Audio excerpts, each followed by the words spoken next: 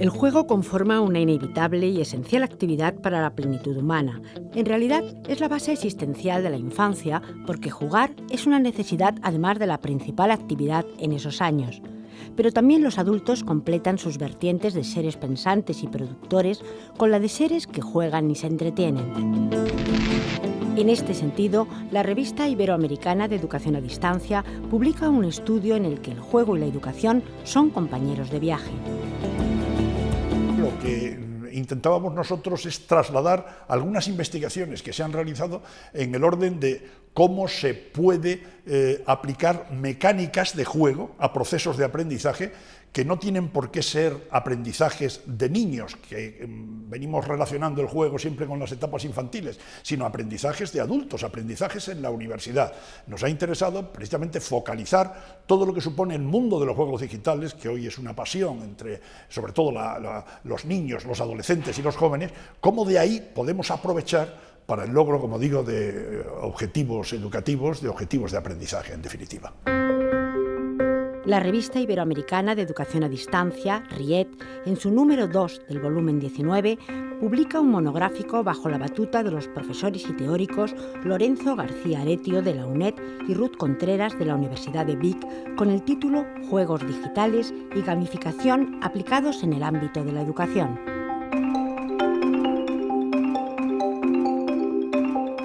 Este número de la revista RIED, a través de los artículos publicados, supone un concreto y minucioso estudio sobre el juego en el aprendizaje. Datos, investigaciones y estadísticas completan el volumen en el que se repasan distintas maneras de afrontar la relación entre los dos términos, presentes sin duda en todas las etapas de la vida y de la historia de la humanidad. El juego realmente es una manifestación que es anterior a otras manifestaciones humanas. O sea, el juego está desde siempre. Los niños lo primero que hacen es jugar. Entonces, realmente es importante destacar todas estas posibilidades del juego, precisamente para, como digo, para el logro de aprendizajes en cualesquiera de las etapas del desarrollo humano.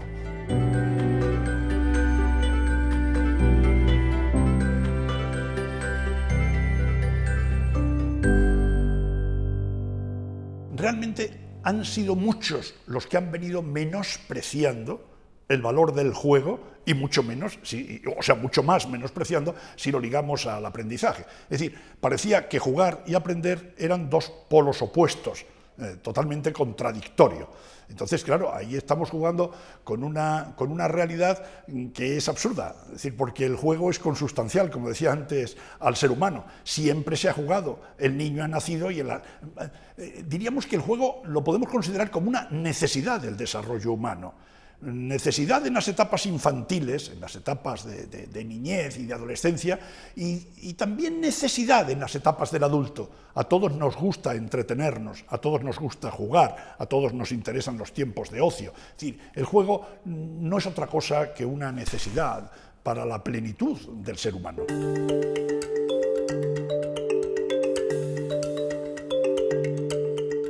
Se ha llegado a esa afirmación tras cambiar la opinión popular durante los últimos años, mostrando la conexión que existe entre los juegos y el aprendizaje. En la sociedad actual, el ocio se ha convertido en un rasgo esencial de la misma. El tiempo para desplegar libremente la iniciativa de cada cual, sin restricciones y exigencias laborales, se convierte en un ámbito que ha de considerarse desde la vertiente educativa. Se hace necesario otorgar un valor destacado al ocio, al juego y entretenimiento, de tal manera que el interés por jugar pueda suponer un acicate, tanto para el aprendizaje como para el propio trabajo. La motivación intrínseca es aquello que nosotros hacemos voluntariamente, con nuestro deseo, nuestro convencimiento de que queremos hacer eso, porque sí, no porque nos vayan a dar un premio. Entonces, si logramos, como digo, ligar esas posibilidades de esa motivación intrínseca con elementos de aprendizaje o incluso en nuestra vida laboral, yo creo que podríamos avanzar. Es decir, que dediquemos tiempo los investigadores, las personas que nos podemos dedicar a estos temas, a trabajar sobre esta cuestión, a ver de qué manera podemos hacer incluso la vida más productiva, pero también más alegre, más entretenida, aprovechar la vida en todo su sentido, que la gente se sienta cómoda, que la gente se sienta feliz, si es que somos capaces de dar esos giros para que estemos a gusto, para que estemos en formatos, digamos, más agradables. Al igual que ocurre con cualquier programa educativo, proceso o actividad, el juego requiere que el jugador tenga un cierto estado de ánimo, una predisposición a jugar y que siga unas reglas. El incentivo y la motivación intrínseca que supone el entretenimiento como acto voluntario y deseado que se hace por sí mismo está llevando a los expertos a repensar de qué manera el estudio y el propio trabajo pueden teñirse de esos rasgos que caracterizan a lo lúdico. La motivación es necesaria para garantizar el aprendizaje y para evaluar un programa educativo, pues cuando un estudiante se encuentra motivado, la efectividad de la actividad aumenta. En la historia de la pedagogía ha habido grandes clásicos de la historia de la educación que han puesto énfasis en los valores inmensos que tiene el juego. Y esto se ha venido haciendo a lo largo de la historia en publicaciones científicas relevantes y que es triste que se olviden y que ahora parece que vienen a resurgir porque aparecen los juegos digitales. El juego ha sido de siempre. En este sentido que destaca el profesor García Aretio, el estudio publicado en Riet aporta 3 nombres, 3 ejemplos que en distintas épocas y contextos elevaron el juego a un rasgo esencial de la condición humana. El primero en aparecer es el filósofo y poeta Friedrich Schiller, quien afirmó que el hombre solo es plena y absolutamente hombre cuando juega, ya que no se trata únicamente de liberar energías sobrantes, sino de ejercitar distintas facultades humanas, dada la gran variedad de juegos que existen. Por su parte, Johann Huizinga, también presente en el estudio, explica que jugar es un acto que constituye diversas formas culturales que facilitan las normas o códigos de la semiótica de la sociedad. El jugador se compromete a seguir unas normas que rigen su conducta, y de esta forma el juego permite al sujeto realizar acciones que no tienen por qué tener consecuencias materiales. Y también John Locke, quien consideraba el juego como un factor educativo de enorme importancia, dado que enseña a medir las propias fuerzas, a dominarse, a actuar con provecho sobre el mundo externo y a propiciar futuras enseñanzas intelectuales. Lo que está claro, gracias a las conclusiones del artículo, es que mediante los juegos es posible el desarrollo de habilidades sociales, la motivación hacia el aprendizaje, mejorar en la atención y la concentración o desarrollar el pensamiento complejo y la planificación estratégica. Los juegos propician un pensamiento lógico y crítico que nos ayuda a resolver diversos problemas, a desarrollar nuestras habilidades cognitivas y a la toma de decisiones técnicas. Poder dar rienda suelta a nuestra propia creatividad puede suponer un elemento importante en los contextos educativos. El aprendizaje a través del juego supone un buen aliciente en las propuestas formativas y quizás mucho más en aquellas que se desarrollan a través de la red. El profesor puede desplegar diferentes estrategias orientadas a potenciar el conocimiento de hechos y datos concretos gracias a los contenidos educativos presentes en el juego. Hoy se nos ofrecen multitud de oportunidades para enfocar el logro de competencias mediante tareas centradas en juegos digitales o videojuegos. Aprovechando eso, de que los juegos digitales forman parte de la vida, incluso de la forma de ver esa vida, pues si nosotros, o quienes tienen capacidad para ello, diseñan videojuegos pensando con un enfoque educativo, es decir, vamos a elaborar este videojuego, que nos encontramos en las distintas aplicaciones que tenemos en nuestros smartphones y en nuestras tabletas, ¿no? A diseñar este juego con la idea de que se puedan lograr determinados aprendizajes. De hecho, estamos hablando entonces de los serious games, es decir, de juegos serios que lo que pretenden es logros de aprendizaje. Es decir, el objetivo no es el entretenimiento, el objetivo es que se aprenda, pero utilizando las posibilidades de entretenimiento que tiene el juego.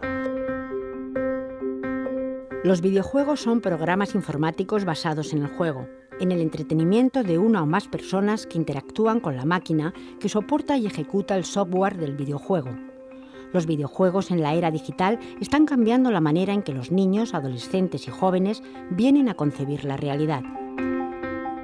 Los beneficios educativos de los videojuegos vienen avalados por numerosos estudios referidos a sus ventajas para reforzar la comprensión lectora, el aprendizaje creativo y por descubrimiento y el aumento de la atención y el interés.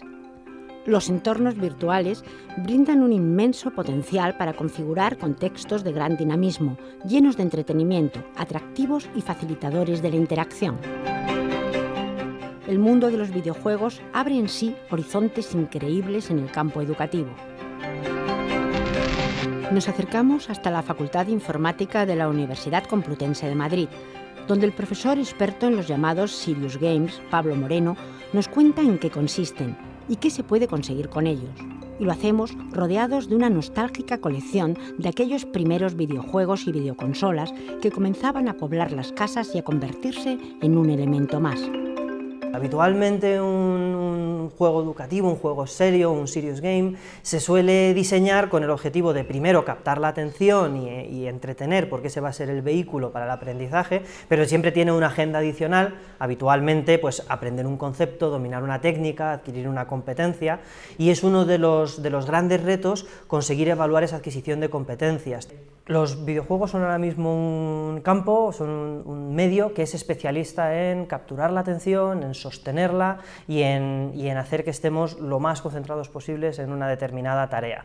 Como además nos plantean habitualmente un conflicto que tendremos que superar, ya sea por habilidad intelectual o por habilidad manual o con una gestión de recursos óptima, nos aportan en educación pues precisamente el poder desarrollar todo ese tipo de habilidades, el poder conocer los mundos de estos juegos o, como decía, desarrollar esta habilidad intelectual o de gestión de recursos o de orientación espacial, etc. Ahora las líneas de investigación principales serían, por un lado, cómo mejorar esa integración con los sistemas de e-learning, en particular, que no sea simplemente que el juego viva dentro del sistema de e-learning, sino que se comunique de forma activa con él, que intercambie datos, que pueda intercambiar notas, que pueda enviar al sistema de e-learning calificaciones del alumno o informes de cómo ha estado jugando.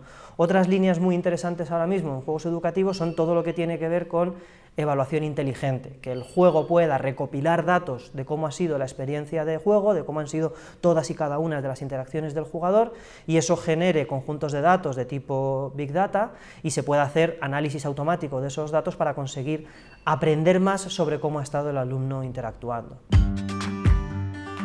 Los juegos, ya sean digitales, híbridos, analógicos, virtuales, en línea, offline, de consola, para la web o móviles, son juegos. Los seres humanos han estado jugando y aprendiendo de los juegos desde el inicio de la humanidad, y no podemos olvidar que en su esencia más básica nos ayudan a compartir y comunicar lo que somos. El juego es más viejo que la propia cultura, y la razón por la cual puede ser culturalmente valioso es porque tiene una función en sí mismo. Es, por tanto, el momento apropiado para considerar esa conexión que existe entre los juegos y el aprendizaje. El profesor Lorenzo García Aretio nos detalla las importantes ventajas de aprender jugando. La comprensión lectora puede darse como una posibilidad importante con niños, de alguna manera, que jugando pueden llegar a una comprensión lectora mayor. Qué sé yo, el pensamiento lógico, el pensamiento crítico, las habilidades sociales, en los juegos de grupo, cuántas posibilidades tiene todo lo que suponen habilidades sociales, el aprendizaje por descubrimiento, que se suscitan los juegos, la resolución de problemas, elementos de atención, la atención que un niño o un adolescente presta para superar una etapa en un juego, cuanto la quisiéramos que la prestase también para unos determinados aprendizajes, con nuestros hijos, con nuestros nietos, ¿no? Esto es una posibilidad importante que yo creo que a veces no se destaca suficientemente. Son varias las ventajas de aplicar la dinámica del juego al aprendizaje, y como hemos visto, no es ni mucho menos algo nuevo. Y si resulta efectivo en todas las etapas de la vida, por algo será.